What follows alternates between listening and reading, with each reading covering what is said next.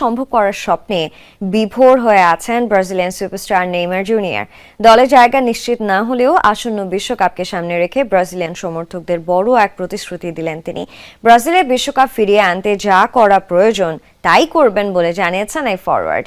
শুধু তাই নয়, ফাইনালে ব্রাজিলের হয়ে গোল করারও প্রতিশ্রুতি দিয়েছেন এই সেলেসাও তারকা।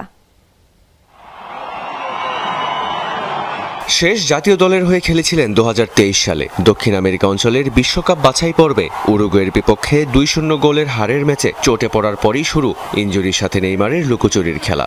এর মাঝেই ব্রাজিল ভক্তদের এক প্রতিশ্রুতি দিয়ে রাখলেন এই ব্রাজিলিয়ান সুপারস্টার।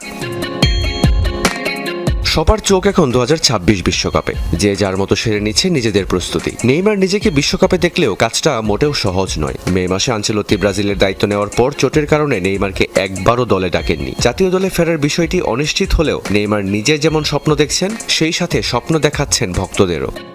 ব্রাজিলে বিশ্বকাপ ফিরিয়ে আনতে যা যা সম্ভব আমরা সবই করব, এমনকি অসম্ভবকেও সম্ভব করার চেষ্টা করব। না হলে জুলাইতে বিশ্বকাপের পর আপনারা এ নিয়ে আমাকে ধরবেন। আনচেলত্তি আমাদের একটু সাহায্য করুন।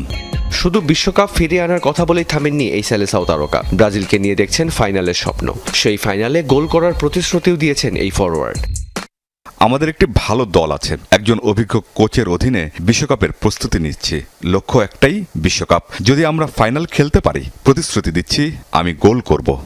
48 দলের এই মেগা টুর্নামেন্টের জন্য মার্চে ফিফা উইন্ডোর পর ব্রাজিল স্কোয়াড সাজাবে বলে জানিয়েছেন কার্লো আনচেলত্তি। বিশ্বকাপের বাকি আর 6 মাস। এর মাঝেই নেইমার করিয়েছেন হাঁটুর অপারেশন। চিকিৎসকদের মতে নেইমারের সেরে উঠতে সময় লাগবে প্রায় 1 মাস। বিশ্বকাপের আগে নেইমারের শরীর কিভাবে সাড়া দেয় এবং আনচেলত্তি কোন পথে হাঁটেন তা সময়ই বলে দিবে।